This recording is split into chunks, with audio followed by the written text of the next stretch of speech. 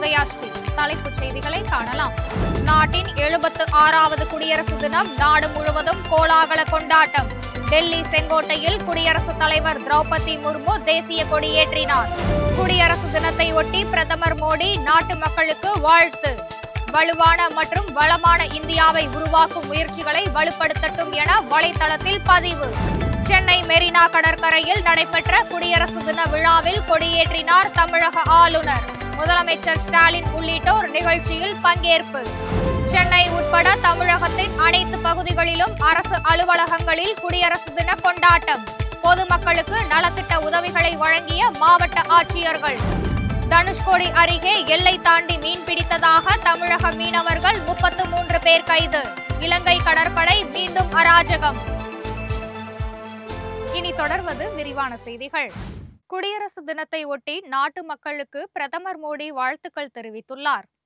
பிரதமர் நரேந்திர மோடி நாட்டு மக்களுக்கு தனது குடியரசு தின வாழ்த்து செய்தியை எக்ஸ் தளத்தில் பதிவிட்டுள்ளார். அந்த பதிவில் ஒரு குடியரசு நாடாக மாறி இன்று 75 ஆண்டுகள் நிறைவடைந்ததை நாம் கொண்டாடுகிறோம் என்று குறிப்பிட்டுள்ளார். நமது அரசியலமைப்பை உருவாக்கி நமது பயணம் ஜனநாயகம், கண்ணியம் மற்றும் ஒற்றுமையில் வேரூன்றியது என்பதை உறுதி செய்துள்ள அனைத்து பெண்கள் மற்றும் ஆண்களுக்கு தலை வணங்குகிறோம் என்று தெரிவித்துள்ளார். இந்த சந்தர்ப்பம் நமது அரசியலமைப்பின் லட்சியங்களை பாதுகாப்பதற்கும் வலுவான மற்றும் வளமான இந்தியாவை நோக்கி உழைப்பதற்கும் நமது முயற்சிகளை வலுப்படுத்தட்டும் என்று அந்த பதிவில் பிரதமர் குறிப்பிட்டுள்ளார். குடியரசு தினத்தை முன்னிட்டு தமிழக ஆளுநர் RN ரவி தேசிய கொடியை ஏற்றி வைத்தார். சென்னை மெரினா கடற்கரை அருகே உழைப்பாளர் சிலை அமைந்துள்ள பகுதியில் நடைபெற்ற விழாவில் ஆளுநர் RN ரவி தேசிய கொடியை ஏற்றி வைத்தார். தேசிய கொடி ஏற்றப்பட்டதும் இந்திய விமானப்படை ஹெலிகாப்டர் மூலம் தேசிய கொடிக்கு மலர் தூவப்பட்டது. தொடர்ந்து முப்படை வீரர்கள் மற்றும் தமிழக காவல்துறையின் அணிவகுப்பு நிகழ்ச்சியும் நடைபெற்றது. பின்னர் மாணவ மாணவிகளின் கண்கவர் நடன நிகழ்ச்சிகளும் நடைபெற்றன. குடியரசு தின விழாவில் முதலமைச்சர் மு க ஸ்டாலின், அமைச்சர்கள் மற்றும் முக்கிய பிரமுகர்கள் கலந்து கொண்டார்கள். நாட்டின் 76வது குடியரசு தினத்தையொட்டி தலைநகர் டெல்லியில் குடியரசுத் தலைவர் திரௌபதி முர்மு தேசிய கொடி ஏற்றி வைத்து இராணுவத்தினரின் அணிவகுப்பு மரியாதையை ஏற்றுக்கொண்டார். நமது நாட்டின் குடியரசு தினம் நாடு முழுவதும் இன்று கோலாகலமாக கொண்டாடப்பட்டு வருகிறது. தங்க இந்தியா, பாரம்பரியம் மற்றும் மேம்பாடு என்பதை கருத்து பொருளாக கொண்டு இந்த ஆண்டின் சுதந்திர தின விழா கொண்டாடப்படுகிறது. இது இந்தியாவின் வளமான கலாச்சார பாரம்பரியத்தையும் அதன் தொடர்ச்சியான முன்னேற்ற பயணத்தையும் பிரதிபலிக்கிறது. டெல்லி செங்கோட்டையில் குடியரசுத் தலைவர் தேசிய கொடியை ஏற்றி வைத்தார். இதனைத் தொடர்ந்து இந்திய கலாச்சாரம் மற்றும் உயர் தொழில்நுட்ப பாதுகாப்பு அம்சங்களை வெளிப்படுத்தும் விதமாக அணிவகுப்பு நடைபெற்றது. இந்த அணிவகுப்பு விஜய் சவுக்கிலிருந்து தொடங்கி கதர்வியா பாதை வழியாக சென்று இந்திய கேட்டை கடந்தது. நிறைவாக செங்கோட்டையில் முடிவடைந்தது. அணிவகுப்பில் இந்தியாவின் இராணுவ வலிமை, தேசிய வளர்ச்சி மற்றும் பல்வேறு கலாச்சாரத்தை வெளிப்படுத்தும் அலங்கார ஊர்திகள் இடம்பெற்றன. குடியரசு தின அணிவகுப்பில் மாநிலங்கள் மற்றும் யூனியன் பிரதேசங்களில் இருந்து 16 அலங்கார ஊர்திகளும், மத்திய அமைச்சகங்கள், துறைமுகங்கள் மற்றும் அமைப்புகளின் சார்பில் 26 அலங்கார ஊர்திகளும் இடம்பெற்றிருந்தன. பிரதமர் மோடி, மத்திய அமைச்சர்கள், முக்கிய பிரமுகர்கள் பல விழாவில் கலந்து கொண்டு நிகழ்ச்சிகளை கண்டு களித்தனர். தென்காசி மாவட்டத்தின் பல்வேறு பகுதிகளிலும் நாட்டின் 76வது குடியரசு தின விழா வழக்கமாக உற்சாகத்துடன் கொண்டாடப்பட்டது. மாவட்ட ஆட்சியர் அலுவலகத்தில் நடைபெற்ற விழாவில் தென்காசி மாவட்ட ஆட்சியர் கமல் கிஷோர் பங்கேற்று தேசிய கொடியை ஏற்றினார். மாவட்ட காவல் கண்காணிப்பாளர் அரவிந்த் தலைமையில் நடைபெற்ற காவல்துறை அணிவகுப்பு மரியாதையை அவர் ஏற்றுக்கொண்டார். இந்த விழாவில் பல்வேறு துறைகளில் சிறப்பாக செயல்பட்ட 318 பேருக்கு நற்சான்றிதழ்கள் வழங்கப்பட்டன. மேலும் மாற்றுத்திறனாளிகள் நலத்துறை, வேளாண் துறை உள்ளிட்ட பல்வேறு துறைகள் சார்பில் 5 லட்சம் ரூபாய் மதிப்பிலான நலத்திட்ட உதவிகளும் வழங்கப்பட்டன.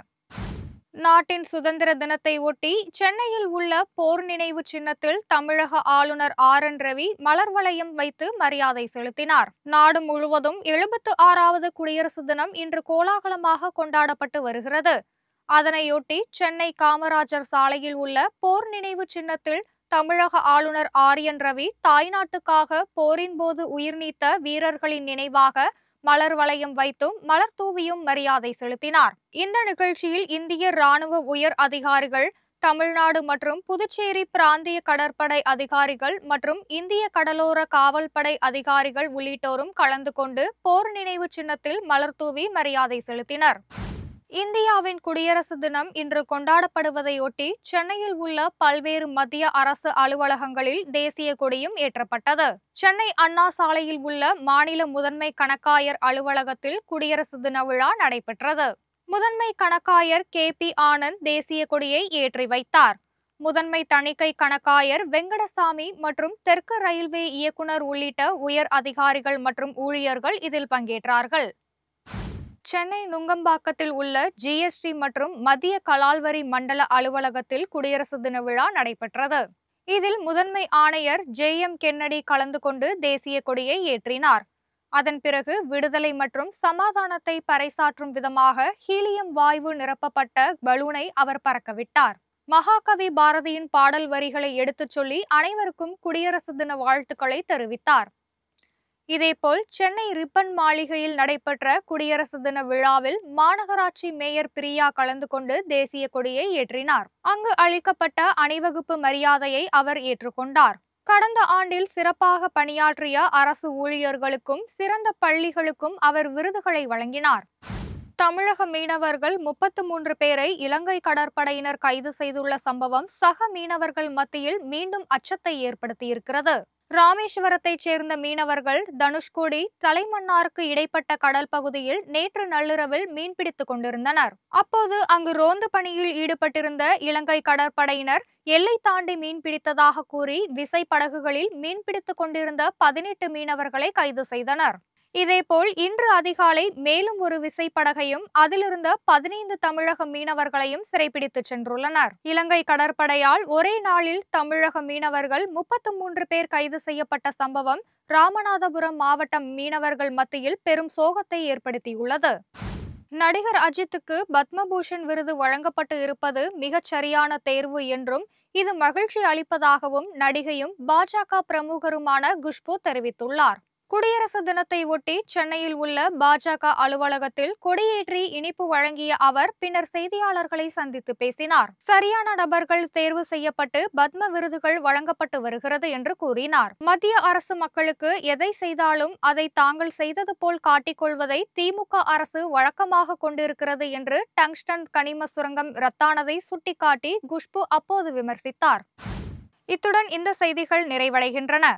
செய்திகளை உடனுக்குடன் தெரிந்து கொள்ள இணைந்திருங்கள் ஆதனுடன்.